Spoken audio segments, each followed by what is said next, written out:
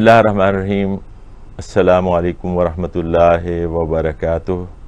الحمدللہ کفا والصلاۃ والسلام علی محمد المصطفیٰ. اللہم صلی علی سیدنا محمد وعلی آل سیدنا محمد وبارک وسلم. خیبر کے واقعات کو جاری رکھتے ہوئے ہم چند صحابہ کے آپ صلی اللہ علیہ وسلم سے آ کر ملنے کے واقعات کو ہم اس میں کور کریں گے. ایک جو ابو موسیٰ اشعری بہت اہم صحابی ہیں، ان کی جو ملاقات آپ صلی اللہ علیہ وسلم سے ہوئی ہے وہ اسی مقام پہ ہوئی، اور اس کا بھی ایک قصہ ہے. وہ یہ کہ وہ یمن کے رہنے والے تھے اور وہاں سے آپ صلی اللہ علیہ وسلم سے ملنے کی خواہش میں وہ چلے، اور وہ کشتی کا سفر کرتے ہوئے انہوں نے آنا تو اس طرف تھا، لیکن ان کی کشتی جو ہے طوفان کی اور لہروں کی زد میں آ کے وہ کسی طریقے ابسینیا، وہ دوسری سائڈ پہ جو افریقہ والی سائڈ ہے اس طرف چلی گئی. اب وہاں پہ کیونکہ ہمیں پتہ ہے، ہم نے پچھلی قسطوں میں دیکھا کہ مسلمانوں کی ایک اچھی تعداد وہاں پہ ہجرت کر کے ہجرت اولیٰ جو ہوئی اس میں چلی گئی تھی، جس میں بہت اہم صحابہ تھے، ان کے ہم نے کچھ واقعات بھی دیکھے. تو اور پھر وہاں پہ مسلمان بھی کچھ لوگ ہوئے اور وہاں یہ پہنچے، اور وہاں سے یہ وہ ٹائم تھا جب سلح حدیبیہ کی خبر وہاں پہنچ گئی تھی، اور وہاں سے لوگ تیاری کر رہے تھے، مسلمان جو ہجرت کر کے ابسینیا گئے تھے، حبشہ گئے تھے، وہاں سے واپس آنے کی تیاری کر رہے تھے. تو ابو موسیٰ اشعری ان کے ساتھ مل کر، جعفر ابن ابی طالب اس کے اندر جو ان کے لیڈر تھے وہاں پہ، ان کے ساتھ وہ واپس آتے ہیں، اور وہ واپس آ کے آپ صلی اللہ علیہ وسلم سے اسی مقام پہ ان کی ملاقات ہوتی ہے جب انہوں نے کیمپ کیا ہوا ہے خیبر پہ حملے کے لیے. تو آپ صلی اللہ علیہ وسلم سے ان کی ملاقات ہوئی، اور پھر اسی ظاہر ہے کہ وہی کنٹینجنٹ تھا جس کے اندر جعفر ابن ابی طالب بھی آئے تھے رضی اللہ عنہ. تو آپ صلی اللہ علیہ وسلم نے جب ان کو گلے لگایا تو اس وقت انہوں نے کہا کہ مجھے اس وقت خیبر فتح ہو گیا تھا. تو انہوں نے کہا کہ خیبر کی فتح کا مجھے زیادہ خوشی ہے یا جعفر کے واپس آنے کی خوشی ہے، کہ میں یہ کہہ نہیں سکتا. مطلب ہی واز سو ہیپی کہ جعفر صحیح سلامت واپس آئیں، جو ایک ہجرت کر کے گئے تھے ان کے ساتھ لوگ واپس آئیں. اس سے بھی آپ صلی اللہ علیہ وسلم بہت خوش ہوئے، اور ظاہر ہے کہ خیبر کی فتح سے بھی بہت خوش ہوئے تھے. اسی وقت جو ہیں وہ واپس آتے ہیں، جو آتے ہیں یمن سے دوس کا ایک مقام ہے، وہاں سے ابو ہریرہ جو کہ بہت مشہور صحابی ہیں حدیث کے حوالے سے، جس میں بہت انہوں نے احادیث کا ایک ذخیرہ ہے جو ان کی توسط سے، ان کے ذریعے سے ہم تک پہنچا ہے. وہ بھی اسی مقام پر آ کے آپ صلی اللہ علیہ وسلم سے ملتے ہیں اور اسلام قبول کرتے ہیں. تو جیسے میں نے پچھلی قسط میں بتایا تھا کہ اس کی فقہاء کے پاس اور محدثین کے پاس بہت اہمیت ہے، کیونکہ اب اتنی احادیث، مثال کے طور پہ ابو ہریرہ سے، ابو موسیٰ اشعری سے جو روایت ہیں، اس کی جو تحقیق کی جاتی ہے اس میں یہ دیکھا جاتا ہے کہ کوئی ایسا واقعہ، فرض کریں کہ حدیث میں اگر کوئی ایسی غلطی ہو گئی ہے کہ کسی نے ایسے واقعے کی طرف ابو ہریرہ کی نسبت سے کوئی روایت پیش کی کہ جو کہ غزوہ خیبر سے پہلے کا واقعہ ہے، تو وہ ظاہر ہے کہ درست نہیں ہے، اس کے اندر کمزوری ہے روایت کے اندر، تو اس کو ریجیکٹ کیا جاتا ہے. تو اس حساب سے یہ ایک پوائنٹ جو ہے خیبر کا، جہاں پہ بہت اہم صحابہ جو ہیں وہ آ کر آپ سے ملے ہیں، اور وہاں سے یہ روایت کا سلسلہ پھر ابو ہریرہ نے شروع کیا. ابو موسیٰ اشعری کے بھی کئی روایات ہیں، اور فقہ میں بھی ان کا کنٹریبیوشن ہے. ایک اور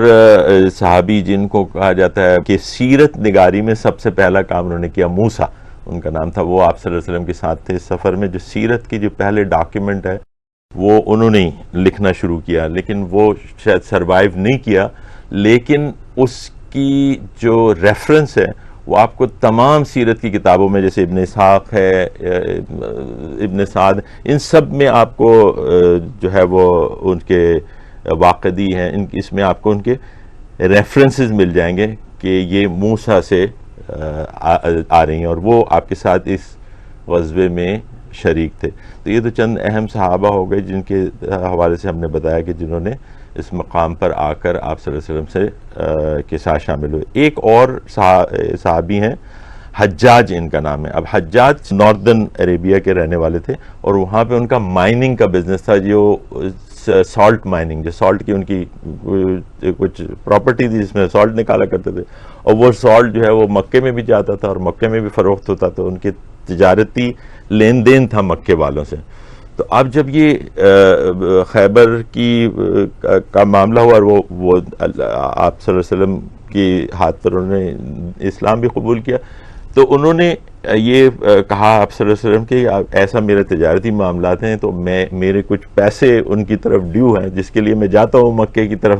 لیکن اگر آپ مجھے اجازت دیں تو اس معاملے کو حل کرنے کے لیے اگر مجھے کچھ آپ کے خلاف کچھ تھوڑی بہت بات کرنی پڑے تو کیا مجھے اجازت؟ آپ صلی اللہ علیہ وسلم بے شک کر لو۔ تو وہ پھر جاتے ہیں، حجاج جب مکے گئے تو مکے جا کے وہ لوگ جو ہیں وہ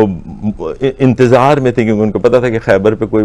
مارکا ہونے والا ہے، تو جب وہ خیبر اس طرف سے کوئی بندہ آتا تو اس کے صرف خبریں لینے کی کوشش کرتے تھے۔ جب یہ حجاج وہاں پہنچے تو لوگوں نے ان کی اونٹ کے گرد جو ہے وہ گھیرا ڈال لیا اور ان سے جاننا چاہتے تھے، تو انہوں نے کہا کہ میرے پاس تمہارے لیے بہت اچھی خبر ہے، اور وہ خبر انہوں نے یہ دی کہ رسول اللہ صلی اللہ علیہ وسلم کو وہاں شکست ہو گئی ہے اور یہود جو ہیں وہ کامیاب ہو گئے۔ تو وہ بڑے خوش ہوئے اور یہ ہوئے، اور پھر ساتھ میں اس نے کہا کہ جی میں چاہتا ہوں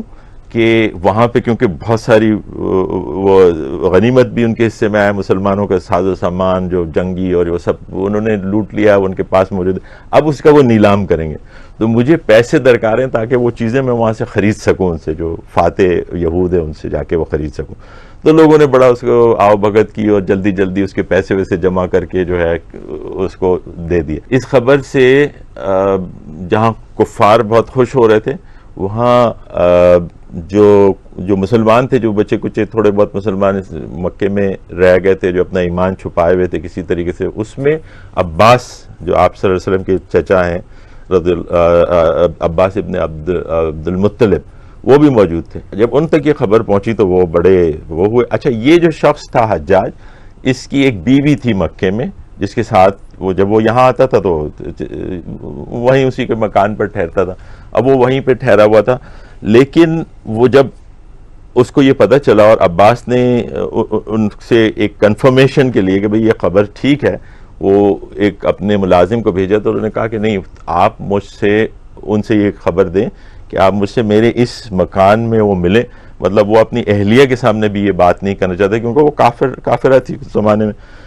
اس سے بھی یہ بات نہیں چھپانا چاہتا تھا۔ تو وہ ان سے عباس ابن عبد المطلب سے اکیلے میں ملا اور اس نے بتایا کہ یہ میں نے اس وجہ سے سارا کچھ کیا تھا، دراصل محمد صلی اللہ علیہ وسلم جو ہے ان کو فتح ہو گئی ہے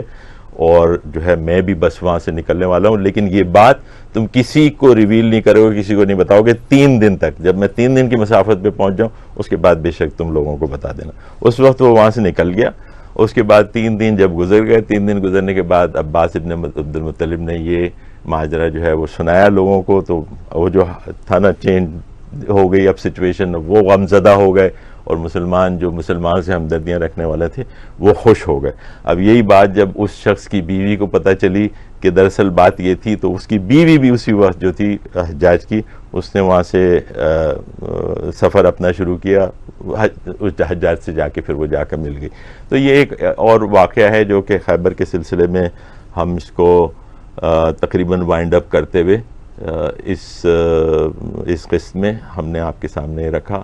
یہ سب ہمارے لیے، جیسے ہم نے کہا کہ چھوٹے چھوٹی چیزوں کے اندر سبق ہیں، سوچیں، ہم بہت ساری چیزیں میں آپ کے سامنے نہیں رکھ سکتا، بہت سارے پہلو جو ہیں اس پہ ڈسکشن نہیں کر سکتا، لیکن جو واقعات ہم رکھتے ہیں اس کے اوپر ہم سوچیں تو ہمیں بہت سی چیزیں پتہ چلیں، بہت سی حکمتوں پہ اس سے پردہ اٹھے گا جب ہم خود پونڈر کریں گے، ان چیزوں پہ سوچیں گے۔ آپ صلی اللہ علیہ وسلم کی سیرت کے اندر ہمارے لیے سب کچھ موجود ہے، صرف تھوڑا سا سوچنے کی اور تھوڑا سا اس کے اندر ڈیپ ڈائیو کی ضرورت ہے، اور ڈیپ ڈائیو کریں گے تو آپ کے لیے چیزیں آسان ہو جائیں، ہر سوال کا جواب آپ کو وہاں سے ملتا رہے گا۔ اقول قولی ھذا واستغفر اللہ لی ولکم ولسائر المؤمنین والمؤمنات۔ السلام علیکم ورحمۃ اللہ وبرکاتہ۔ صلی علی